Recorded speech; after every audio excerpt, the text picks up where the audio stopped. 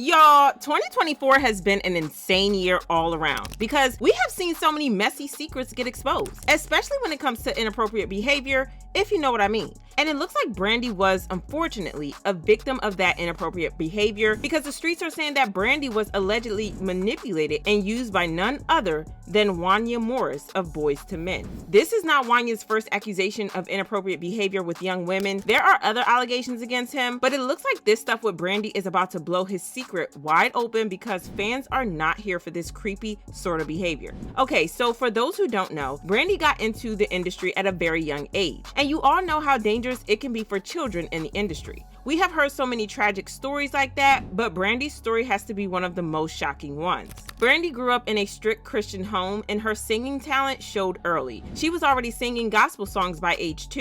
In 1983, her family moved to Carson, California, and Brandy ended up attending the well-known Hollywood High Performing Arts Center. Around the age of 7, she fell in love with Whitney Houston's voice and became obsessed with music. But school wasn't all that helpful regarding her dreams. She had to push her teachers to let her go to auditions. For some reason, her teachers thought that she wasn't pretty enough, so they refused to send her to auditions. Brandy was always insecure on how she looked. She always wanted to look pretty. And she never felt pretty. She's got big eyes, a big smile, and people picked on her a lot, and it kind of made her feel not so great about herself. And I was teased. The only thing I had going for me was the fact that I could hit a couple notes. But she didn't let herself get silenced, and the time Brandy was 11, she was already doing talent shows and performing with a youth singing group at small public events.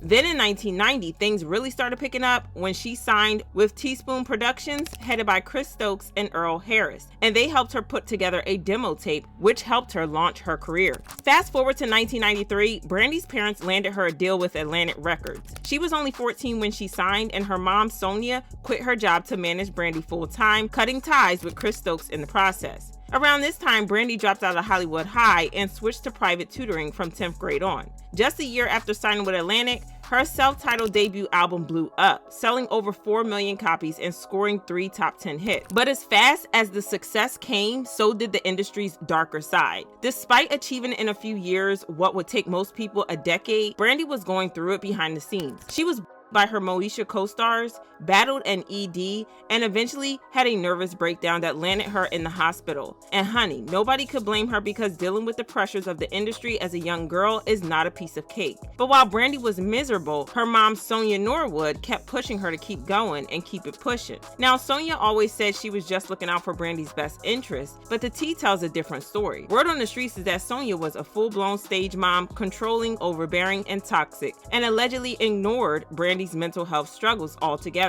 But that's not even the worst of it.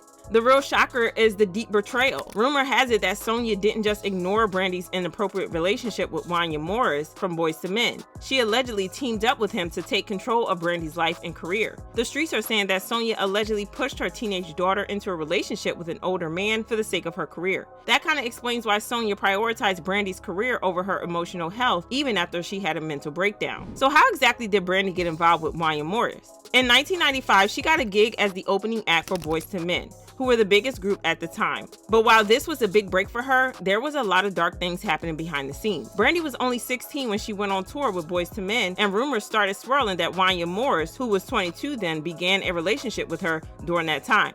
To make things even messier, Wanya had actually met Brandy when she was just 14 or 15 when they worked together on the hit single Broken Hearted in 1994. So while all this was going on, there were some serious concerns about what might have been happening behind the scenes between the much older Wanya and Brandy. And like that wasn't messy enough, when the media found out about the relationship, Brandy got all the blame and she was painted as being loose. Child, it's the misogyny for me. It wasn't only the media, many people in the industry like Wanya's other girlfriend, Adina Howard, also blamed Brandy. Yes, Wanya was not only dating a teenager but also cheating. Like bro, pick a struggle. What makes the whole situation even more disturbing is that Adina Howard, who was the same age as Wanya Morris, blamed Brandy for trying to steal her man. As if that's not gross enough, she still refers to the situation as a love triangle. In a newly resurfaced clip from 2019, Adina spoke on the drama, laughing and brushing it off as two young ladies who let their egos get in the way and were going through it over a guy. Two young ladies allowed their egos to get in the way and were kind of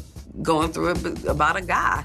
But if you think Adina is gross for this, just wait until you hear how Wanya feels about this. You think that he would have matured and seen the error of his ways, right? Especially since he has a daughter of his own. But nope, this man has zero remorse for his actions, and he even put the blame on Brandy, calling her jailbait and saying that she was old enough for him. Brandy even said to her behind the music that you broke her heart because you fell in love with somebody else. I mean, you only fall in love with somebody, you only fall out of love with somebody else if somebody makes you fall out of love. You know, so if that was the situation, if that's what she said, then that's political. I like that. I can't contest to her view about it. I can just only live by my view. Revolt. Revolt. They were saying she was really young when y'all dated. Yeah, she was. Not that young. Not jailbait. No, that's what I'm saying. Hold on, but you know that's why. But hold on, that's why I stopped it. Hold on, but that's why I stopped it and said that she wasn't that young, because I don't want y'all to think Boyz II Men was no. I was young too. She said she was 15 and she had to keep it a secret because she was so young. See, we did the thing. We did the thing when she was like 16, 17, around that time, you know. So you were still a boy too. You had. Yeah, I wasn't old. I wasn't men like yet. 38 years old, nothing like that. I was old enough to. She was old enough to get it. Okay. But was it legal in the state y'all was in? I mean, we was always in different states. We was on tour. They had a nomad relationship. You know what I'm saying? We just, we didn't do it in the states that it was legal. It gets even worse because in 2021, Wanya hinted that Brandy's mom, Sonia, might have sneakily facilitated their relationship. During Wanya's Instagram Live in January 2021, someone brought up Brandy in the comments, and he decided it was time to set the record straight about what really happened between them. According to Wanya, he and Brandy became friends after Brandy's mom, Sonia, reached out to him saying Brandy was a big fan. Check this out. Brandy and I were friends in the beginning. Her mother and reached out to me, as well as my manager reached out to Brandy because Brandy was a big fan of mine. And I was like, wow, that's amazing, because this young lady was pretty cool. Now I was young at the time. I wasn't 30 nothing. You know what I'm saying? So Wanya went on to call Brandy his protege, saying he played a role in helping her career by connecting her with key people in the industry. He then revealed that their relationship eventually turned intimate, describing it as two young people falling in love. However, he conveniently skipped over the part where he first met Brandy when she was just 14 or 15, while he was already in his early 20s. It's obvious he was trying to avoid the significant age gap and the imbalance of power in their relationship. What happened is we actually, she became kind of like my little protege. You know what I mean? I'm the one that introduced her to Vita Spears and Ralph Fuqua. They came to us to actually do a TV show on the UPN network. And I said, well, Brandy's down the hallway, and, she's basically, she was on the Thea show. Okay, cool. Introduced her to that. The show came to fruition. My mom and I wrote the theme song to the Brandy show. So Brandy and I were really, really close. Once she turned of age, we had been hanging around each other so much. We've been hanging around each other so much that there became to be some sort of connection, an intimate connection. We actually fell in love. Now, we were young. That's what happens. You're young and you fall in love. You know what I'm saying? Especially when you have the ability to be around somebody a lot, you begin to know things about them. You know what I mean? And they know things about you. Now, when you're young, you make decisions based on your youth. You know what I'm saying? You don't make decisions, moral decisions that put you in a whole position where you know that this is what's going to be for the rest of your life. You're learning through everything. Wanya brought up Brandy's mom, Sonia, again, this time claiming that both she and Brandy's dad were involved in their relationship. In other words, Brandy's parents knew exactly what was going on, yet they didn't step in to protect her. It seemed like Wanya was trying to push some of the responsibility onto them, suggesting they were aware the whole time and allowed it to continue.